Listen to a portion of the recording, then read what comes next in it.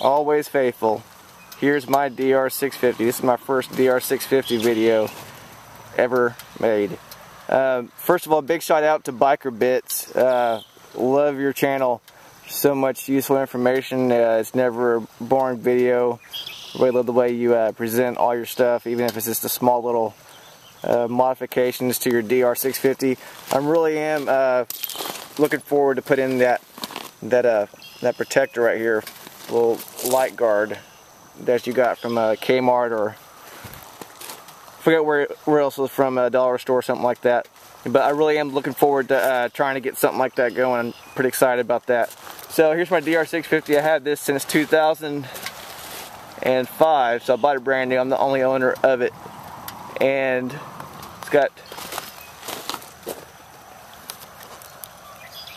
25, you can see it, yep, 25,000 miles on it.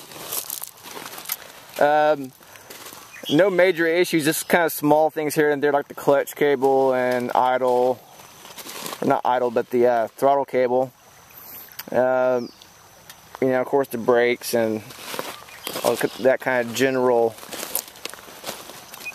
stuff. As far as your regular maintenance issues, it's been dropped a few times. It's going to happen. I had to replace this. I found that for like 30 bucks on Amazon. You can tell it's new versus that. It's more oxidized. But if you can kind of bear with me, I have my helmet on. I'm still trying to take it off as I talk to you. You can see the creek I crossed through. It's just low enough that I can go and cross it. And it kind of makes the neat little scenery for, there we go, now you can hear me, better scenery for my video. So it's more adventure-like.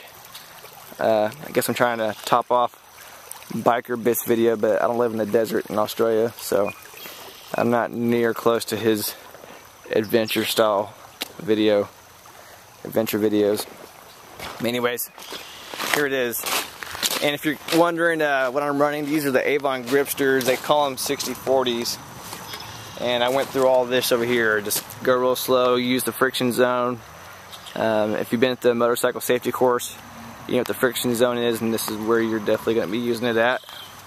And do take the motorcycle safety course when you get a chance, especially before you ever start riding a motorcycle. So anyways, real quick, the other thing I think I had done over the years, I know one of the first things was the idle,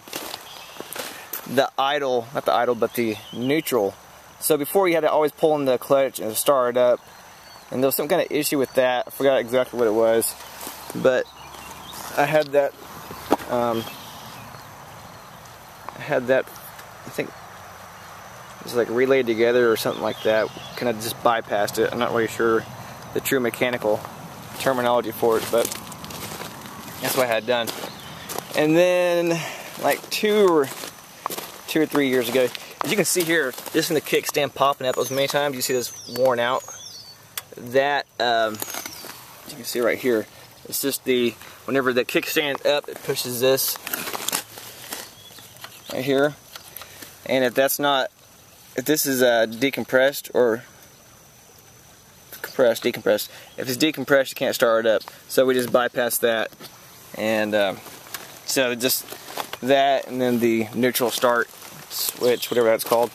Like I said, just real minor stuff. I haven't had to change a gearbox and kind of anything major like that. It just keeps running. You know, I rode this thing, to tell you the truth, I'm pretty worn out from riding it. I just rode it so long in the hot days, the long dog days of summer, to, you know, freezing cold, almost snowing, you know, 25 degrees going down the highway, 70 miles an hour, just wishing I never bought the thing kind of day. And if you've had a bike this long, or rode as much as I have, I know you've been there. As you can see, obviously this is not the factory paint. It's kind of just my first plastic dip I had done was on this bike. So I said, well, I hadn't done a plastic dip before, but I'll try this. So, figured what the hell, when I try it on the bike, it's smaller. So, I did let the flat gray, charcoal gray, and then just hit it with some netting, kind of like I do my AKs, my shotgun. But yeah, this kind of looks neat. but I have a few scratches. You're supposed to put 6 layers of plasti dip, or 6 coats of plasti dip to really make it durable, and I didn't do that. I think I did like maybe 2 or 3. So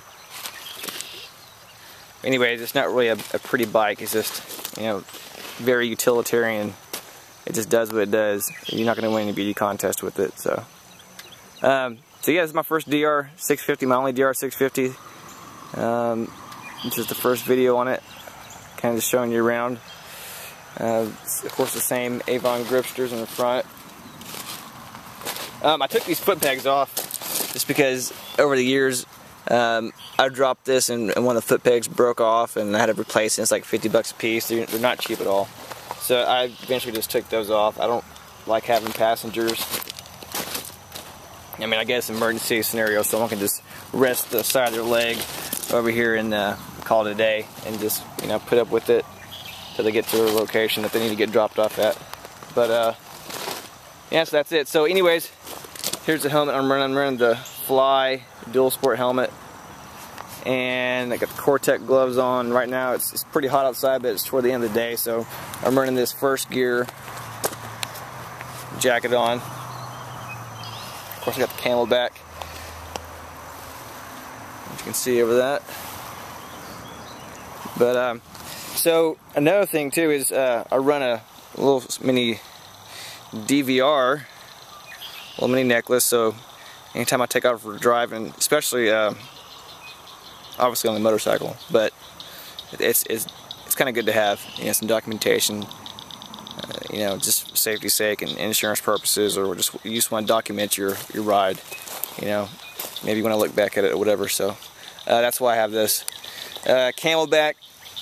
You know, going somewhere like here, something happens, I'm waiting for someone to come pick me up, or stuck for a while, have some hydration, maybe a few snacks. But so I got some right now. I'm not in full gear because it's hot as shit outside, so I'm not going to be in full on, you know, dual sport gear.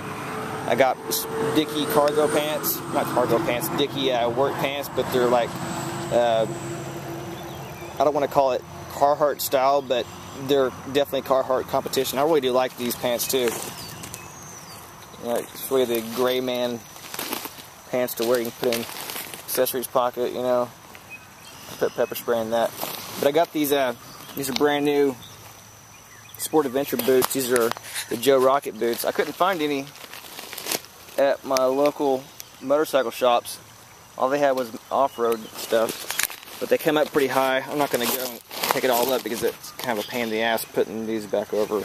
But we got knee and shin guards in here.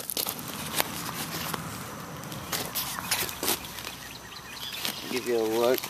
It's got some reflectors on the back of it. It's kind of neat. The last pair of boots I had was the Joe Rocket boots as well, and I bought them back in 05. They lasted quite a while, but anyways, I decided it's time for some new ones. So let's see how this works out. There's definitely no cushion to them. I'm really considering putting some of my inserts back into it. Well, into these for the first time, but I had them in the other boots. So that's the gear rundown. Here's where I'm at. Here's my first video. So I'm going to go back up through this way and then come up underneath the bridge or up the hill, get back on and keep on riding. So oh yeah, big shout out to Nut and Fancy. Your last video with your son, I hope he's doing well. That really always like videos that keep me reminded about safety. I took the motorcycle safety class and I saw your son's video about the wreck. You know, it keeps reminding me I always want to wear boots, you know, high boots to protect the ankles. And even whenever it's hot, you know, you still gotta wear it. You just gotta push through it. You know, wear a jacket like this. It's mesh. It's got, you know, I'm gonna be able to breathe easier. But anyways, big shout out to Nut and Fancy and Biker Bits for your biker videos, dual sport adventure videos. I really like those. Keep those coming. And I get a lot of great ideas. So, thanks for watching.